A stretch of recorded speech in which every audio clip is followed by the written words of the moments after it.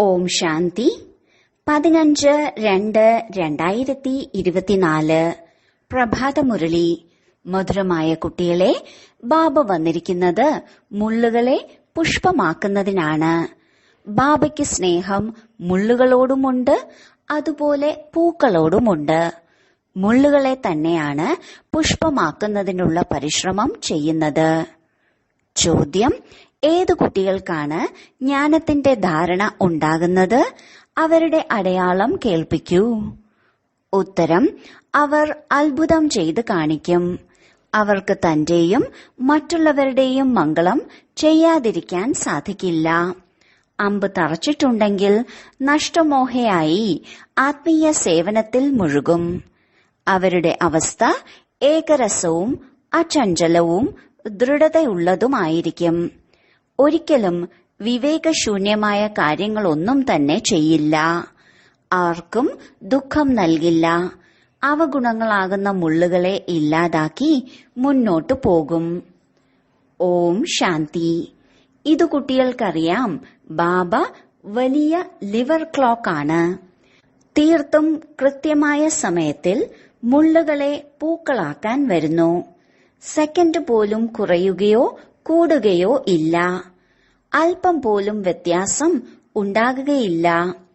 ഇതും മധുരമധുരമായ കുട്ടികൾക്കറിയാം. അതായത് ഈ സമയം കലിയുഗി മുള്ളുകളുടെ കാടാണ്. അതുകൊണ്ട് പുഷ്പമാകുന്നവർക്ക് നമ്മൾ പുഷ്പമായിക്കൊണ്ടിരിക്കുകയാണ് എന്ന ചിന്ത ഉണ്ടാവണം. മുൻപ് നമ്മളെല്ലാവരും മുള്ളുകളായിരുന്നു. ചിലർ ചെറുത്, ചിലർ വലുത്. ചിലർ വളരെ ദുഃഖം നൽകിയിരുന്നു, ചിലർ കുറച്ച്. എന്നാൽ ബാബയ്ക്ക് സ്നേഹം എല്ലാവരോടുമുണ്ട്, മഹിമയുമുണ്ട്. മുള്ളുകളോടും സ്നേഹം, പൂക്കളോടും സ്നേഹം. ആദ്യം ആരോടാണ് സ്നേഹമുള്ളത്? തീർച്ചയായും മുള്ളുകളോടാണ് സ്നേഹമുള്ളത്. ഇത്രയും സ്നേഹമുണ്ട്. പരിശ്രമിച്ച് അവരെ മുള്ളിൽ നിന്ന് പുഷ്പമാക്കുന്നു. ബാബ വരുന്നത് തന്നെ മുള്ളുകളുടെ ലോകത്തിലാണ്. ഇതിൽ സർവവ്യാപിയുടെ കാര്യം സാധ്യമല്ല. ഒരാളുടെ മഹിമ തന്നെയാണ് പാടുന്നത്. മഹിമയുള്ളത് ആത്മാവിനാണ്. എപ്പോഴാണോ ആത്മാവ് ശരീരം ധാരണ ചെയ്ത് പാട്ടഭിനയിക്കുന്നത്, അപ്പോഴാണ് മഹിമ. ശ്രേഷ്ഠാചാരിയാകുന്നത് ആത്മാവാണെങ്കിൽ ഭ്രഷ്ടാചാരിയാകുന്നതും ആത്മാവ് തന്നെയാണ്. ആത്മാവ് ശരീരം ധാരണ ചെയ്ത് എങ്ങനെയെല്ലാമാണോ പാട്ടഭിനയിച്ചിരുന്നത്, അതനുസരിച്ച് പറയുന്നു ഇത് കുകർമ്മിയാണ്, ഇത് സുകർമ്മിയാണ് എന്ന്. ആത്മാവ് തന്നെയാണ് നല്ലതോ മോശമോ ആയ കർമ്മം ചെയ്യുന്നത്. സ്വയത്തോട് ചോദിക്കൂ, സത്യുഗി ദൈവിക പുഷ്പമാണോ അതോ കലിയുഗി ആസുരീയ മുള്ളാണോ? സത്യയുഗവും കലിയുഗവും, ദൈവികം ആസുരീയം, ഇവ തമ്മിൽ വളരെ വലിയ വ്യത്യാസമുണ്ട്. ആരാണോ മുള്ളുകളായിട്ടുള്ളത് അവർക്ക് സ്വയത്തെ പൂവെന്ന് പറയാൻ സാധിക്കില്ല. പൂക്കൾ ഉണ്ടാകുന്നത് സത്യയുഗത്തിലാണ്, കലിയുഗത്തിൽ ഉണ്ടാകുന്നില്ല. ഇപ്പോൾ ഇതാണ് സംഗമയുഗം. ഇവിടെയാണ് നിങ്ങൾ മുള്ളിൽ നിന്ന് പുഷ്പമാകുന്നത്. ടീച്ചർ പാഠം നൽകുന്നു. കുട്ടികളുടെ ജോലിയാണ് അതിനെ വിപുലീകരിച്ച്, അതായത് മനനം ചെയ്ത് പറഞ്ഞു കൊടുക്കുക എന്നത്. അതിൽ ഇതും എഴുതൂ. അഥവാ പുഷ്പമാകാൻ ആഗ്രഹിക്കുന്നുണ്ടെങ്കിൽ സ്വയം ആത്മാവെന്ന് മനസ്സിലാക്കൂ. എന്നിട്ട് പുഷ്പമാക്കി മാറ്റുന്ന പരമപിത പരമാത്മാവിനെ ഓർമ്മിക്കൂ. എങ്കിൽ നിങ്ങളുടെ അവഗുണം ഇല്ലാതായി നിങ്ങൾ സതോ പ്രധാനമാകും. ബാബ രൂപരേഖ നൽകുകയാണ്. കുട്ടികളുടെ ജോലിയാണ് ശരിയാക്കി അച്ചടിക്കുക എന്നത്. അപ്പോൾ മുഴുവൻ മനുഷ്യരുടെയും ചിന്തയിൽ പെടും. ഇത് പഠിപ്പാണ്. ബാബ നിങ്ങളെ പരിധിയില്ലാത്ത ചരിത്രവും ഭൂമിശാസ്ത്രവും പഠിപ്പിക്കുകയാണ്. മറ്റ് സ്കൂളുകളിലാണെങ്കിൽ പഴയ ലോകത്തിന്റെ ചരിത്രവും ഭൂമിശാസ്ത്രവുമാണ് പഠിപ്പിക്കുന്നത്. പുതിയ ലോകത്തിന്റെ ചരിത്രവും ഭൂമിശാസ്ത്രവും ആർക്കും അറിയുക തന്നെയില്ല. അതുകൊണ്ട് ഇത് പഠിപ്പുമാണ്, വിവേകവുമാണ്. എന്തെങ്കിലും മോശമായ കാര്യം ചെയ്യുന്നത് വിവേകമില്ലായ്മയാണ്. വീണ്ടും മനസ്സിലാക്കി തരികയാണ്, ദുഃഖം നൽകുന്ന വികാരി കർമ്മങ്ങൾ ചെയ്യാൻ പാടില്ല. ദുഃഖം ഹരിച്ച് സുഖം നൽകുന്നവൻ എന്നത് ബാബയുടെ മഹിമയല്ലേ?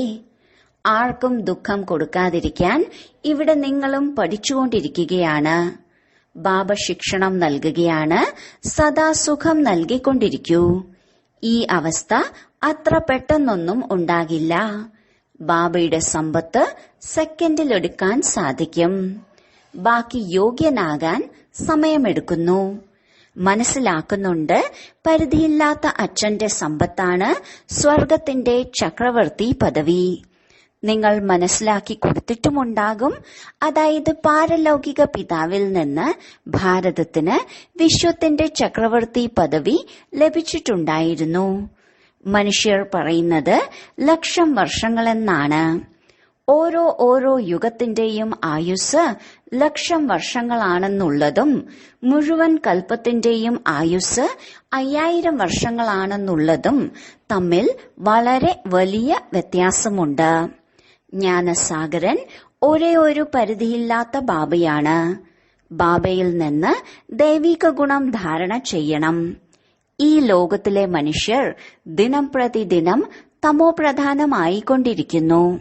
കൂടുതൽ കൂടുതൽ അവഗുണം പഠിച്ചുകൊണ്ടിരിക്കുന്നു. മുൻപ് ഇത്രയും അഴിമതിയും വ്യഭിചാരവും ഭ്രഷ്ടാചാരവും ഇല്ലായിരുന്നു. ഇപ്പോൾ വർദ്ധിച്ചുകൊണ്ടിരിക്കുന്നു. ഇപ്പോൾ നിങ്ങൾ ബാബയുടെ ഓർമ്മയിലൂടെ സതോ പ്രധാനമായിക്കൊണ്ടിരിക്കുന്നു. എങ്ങനെയാണോ ഇറങ്ങിയത് പിന്നീട് പോകേണ്ടതും അങ്ങനെ തന്നെയാണ്. ആദ്യം ബാബയെ ലഭിച്ചു, അതിന്റെ സന്തോഷം ഉണ്ടായിരിക്കും. സംബന്ധം യോജിച്ചു, പിന്നീടാണ് ഓർമ്മയുടെ യാത്ര. ആരാണോ കൂടുതൽ ഭക്തി ചെയ്തത് അവർക്ക് കൂടുതൽ ഓർമ്മയുടെ യാത്ര ഉണ്ടാകും. വളരെ കുട്ടികൾ പറയാറുണ്ട്, ബാബ ഓർമ്മ നിൽക്കുന്നില്ല. ഭക്തിയിലും ഇങ്ങനെ ഉണ്ടാകുന്നുണ്ട്. കഥ കേൾക്കാനിരിക്കുകയാണെങ്കിൽ ബുദ്ധി മറ്റു പലതിലേക്കും ഓടിക്കൊണ്ടിരിക്കുന്നു. കേൾപ്പിക്കുന്ന ആൾ കാണുന്നുണ്ടായിരിക്കും. പിന്നീട് പെട്ടെന്ന് ചോദിക്കുന്നു, ഞാൻ എന്താണ് കേൾപ്പിച്ചത്?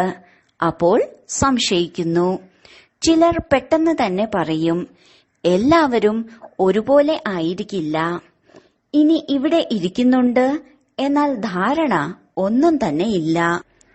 അഥവാ ധാരണയായി എങ്കിൽ അത്ഭുതം ചെയ്ത് കാണിക്കും. അവർക്ക് തന്റെയും മറ്റുള്ളവരുടെയും മംഗളം ചെയ്യാതിരിക്കാൻ സാധിക്കില്ല.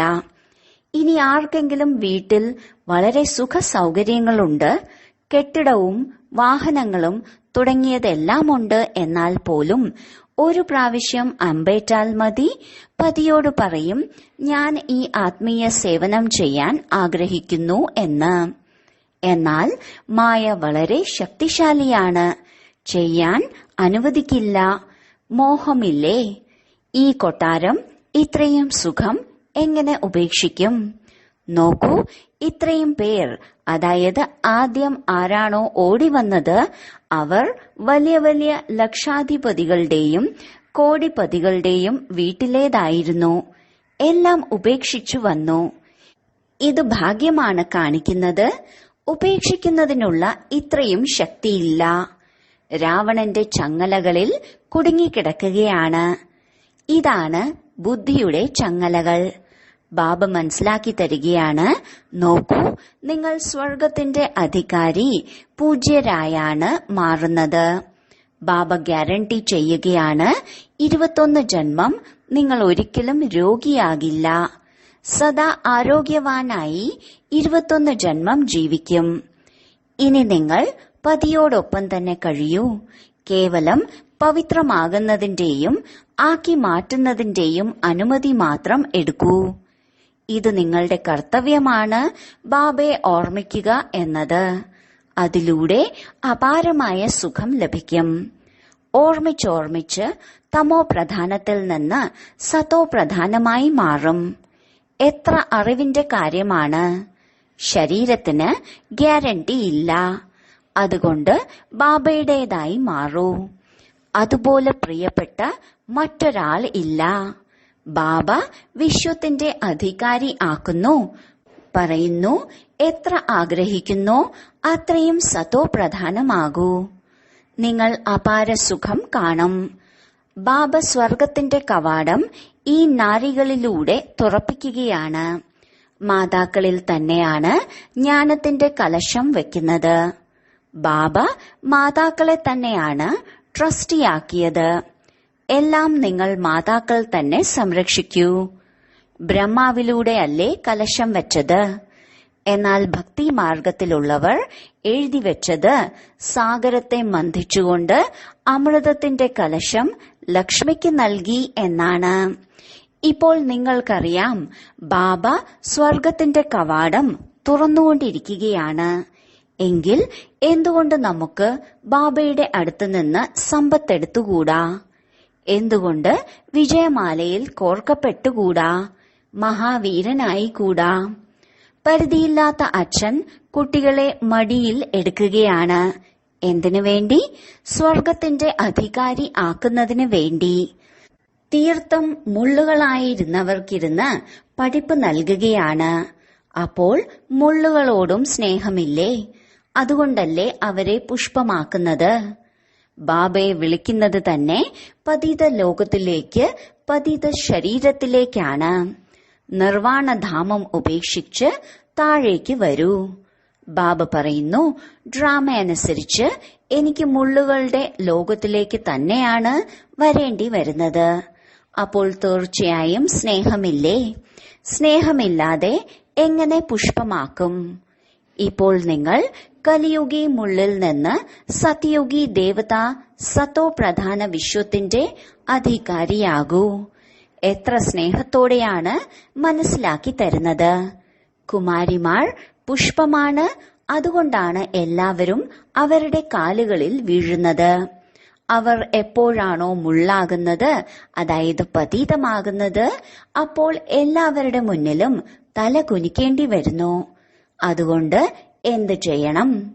പുഷ്പത്തിന് സമാനം ജീവിതം നയിക്കുകയാണെങ്കിൽ സദാ പുഷ്പമായിരിക്കും. കുമാരിമാർ നിർവികാരിയല്ലേ? ജന്മം വികാരത്തിലൂടെയാണ് എടുത്തതെങ്കിലും എങ്ങനെയാണോ സന്യാസി വികാരത്തിലൂടെയല്ലേ ജന്മമെടുക്കുന്നത്? വിവാഹം ചെയ്ത് പിന്നീട് വീടിനെയും കുടുംബത്തെയും മൊഴി ചൊല്ലുന്നു. അവരെ പിന്നീട് മഹാൻ ആത്മാവെന്ന് പറയുന്നു. സത്യയുഗി ലോകത്തിലെ മഹാൻ ആത്മാവ് വിശ്വത്തിന്റെ അധികാരിയും ഈ കലിയുഗി ലോകത്തിന്റെ അധികാരിയും തമ്മിൽ എത്ര വ്യത്യാസമാണ്. അപ്പോഴാണ് ബാബ പറയുന്നത്, ചോദ്യം എഴുതൂ. കലിയുഗി മുള്ളാണോ അതോ സത്യയുഗി പുഷ്പമാണോ? ഭ്രഷ്ടാചാരിയാണോ അതോ ശ്രേഷ്ഠാചാരിയാണോ? ഇതാണ് ഭ്രഷ്ടാചാരി ലോകം. ഏതുവരെയാണോ രാവണ രാജ്യമുള്ളത് അതുവരെ ഇത് നിലനിൽക്കും.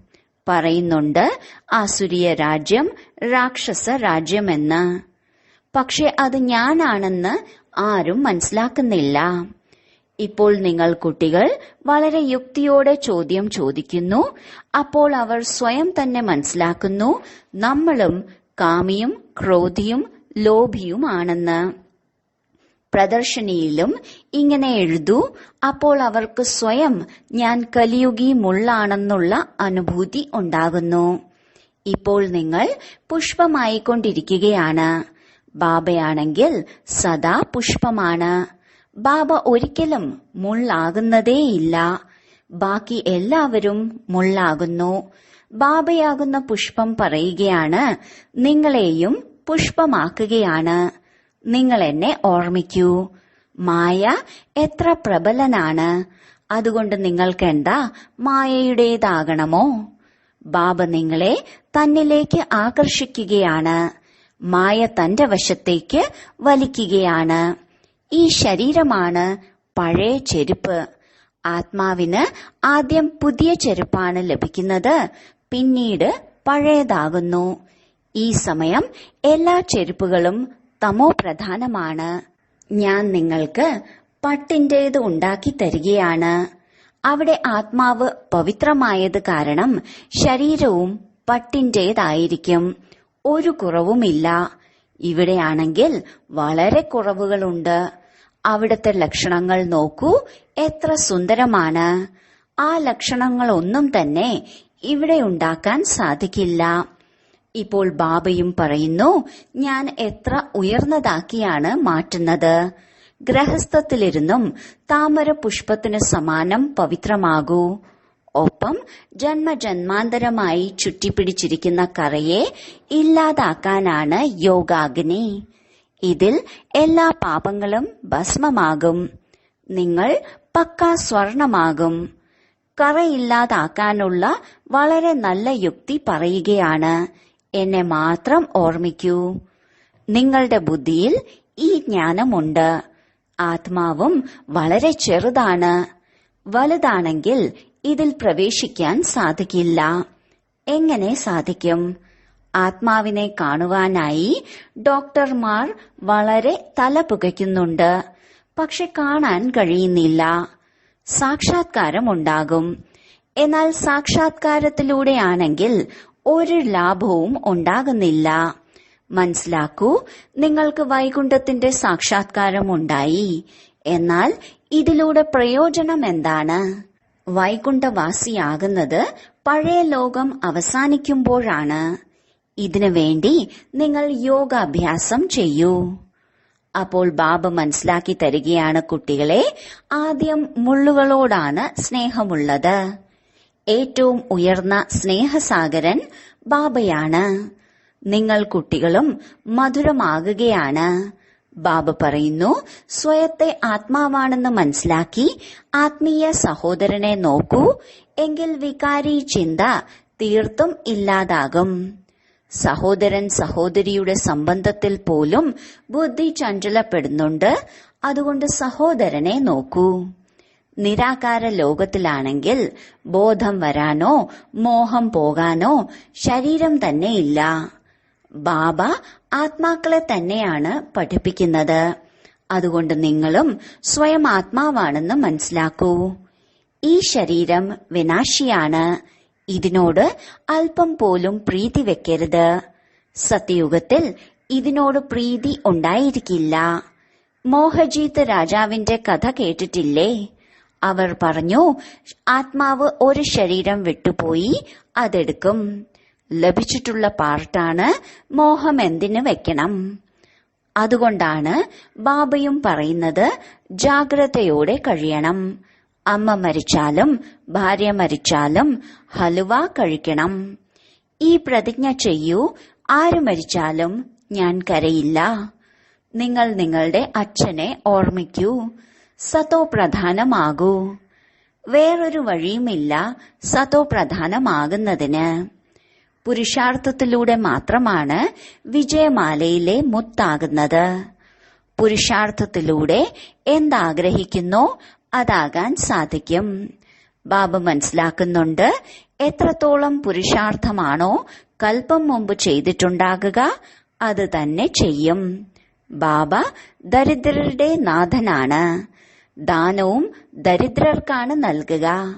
ബാബ സ്വയം പറയുകയാണ്, ഞാൻ സ്വയം സാധാരണ ശരീരത്തിലാണ് വരുന്നത്.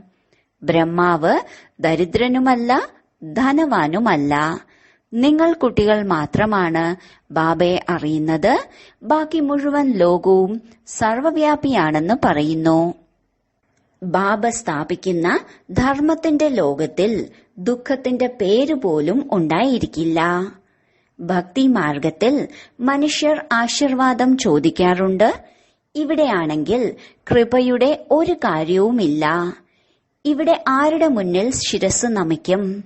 ബാബ ബിന്ദുവല്ലേ. വലിയ വസ്തുവാണെങ്കിൽ തല കുനിക്കാം. ചെറിയ വസ്തുവിന് മുന്നിൽ തല കുനിക്കാനും സാധിക്കില്ല. ആരെ കൈകൂപ്പും? ഇവിടെ ഭക്തിമാർഗത്തിന്റെ അടയാളങ്ങളെല്ലാം തന്നെ അപ്രത്യക്ഷമാകുന്നു. കൈ കൂപ്പുന്നത് ഭക്തിമാർഗത്തിലാണ്. സഹോദരിയും സഹോദരനും വീട്ടിലെന്താ കൈകൂപ്പുമോ? കുട്ടിയെ ചോദിക്കുന്നത് തന്നെ അവകാശിയാക്കാൻ വേണ്ടിയാണ്. കുട്ടി അധികാരിയല്ലേ. അതുകൊണ്ടാണ് ബാബ കുട്ടികൾക്ക് നമസ്കാരം പറയുന്നത്. അച്ഛൻ കുട്ടികളുടെ സേവകനാണ്. ശരി, വളരെ കാലത്തെ വേർപാടിന് ശേഷം തിരിച്ചു കിട്ടിയ മധുരമധുരമായ ഓമന സന്താനങ്ങൾക്ക് മാതാവും പിതാവുമായ ബാബ്ദാദയുടെ സ്നേഹസ്മരണകളും പുലർക്കാല വന്ദനവും. ആത്മീയ പിതാവിന്റെ ആത്മീയ കുട്ടികൾക്ക് നമസ്കാരം. ധാരണയ്ക്കുള്ള മുഖ്യസാരം: 1. വിനാശി ശരീരത്തിൽ പ്രീതി വെക്കരുത്. മോഹജീത ആകണം. പ്രതിജ്ഞ ചെയ്യൂ, ആര് ശരീരം ഉപേക്ഷിച്ചാലും നമ്മൾ കരയില്ല. 2. ബാബയ്ക്ക് സമാനം മധുരമാകണം. എല്ലാവർക്കും സുഖം നൽകണം. ആർക്കും ദുഃഖം നൽകരുത്. മുള്ളുകളെ പൂക്കളാക്കുന്നതിനുള്ള സേവനം ചെയ്യണം. തന്റെയും മറ്റുള്ളവരുടെയും മംഗളം ചെയ്യണം. വരദാനം: ശുഭചിന്തയിലൂടെ നെഗറ്റീവിനെ പോസിറ്റീവായി പരിവർത്തനം ചെയ്യുന്ന ശുഭചിന്തകരായി ഭവിക്കൂ. സദാ സമർത്ഥരായിരിക്കുന്നതിന് വേണ്ടി 2 ശബ്ദങ്ങൾ മാത്രം ഓർമ്മിക്കൂ: ശുഭചിന്തയും ശുഭചിന്തകനും.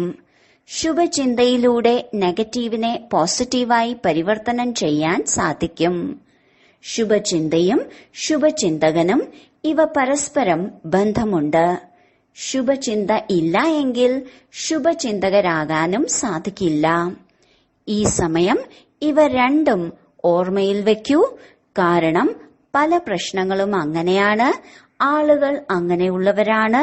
അവരുടെ വാക്കുകളിലൂടെ മനസ്സിലാക്കില്ല. എന്നാൽ ശുഭചിന്തകരായി തരംഗങ്ങൾ നൽകുകയാണെങ്കിൽ പരിവർത്തനപ്പെടും. സ്ലോഗൻ: ജ്ഞാനരത്നങ്ങൾ കൊണ്ട് ഗുണങ്ങൾ കൊണ്ട് കളിക്കൂ, മണ്ണുകൊണ്ടല്ല. ഓം ശാന്തി.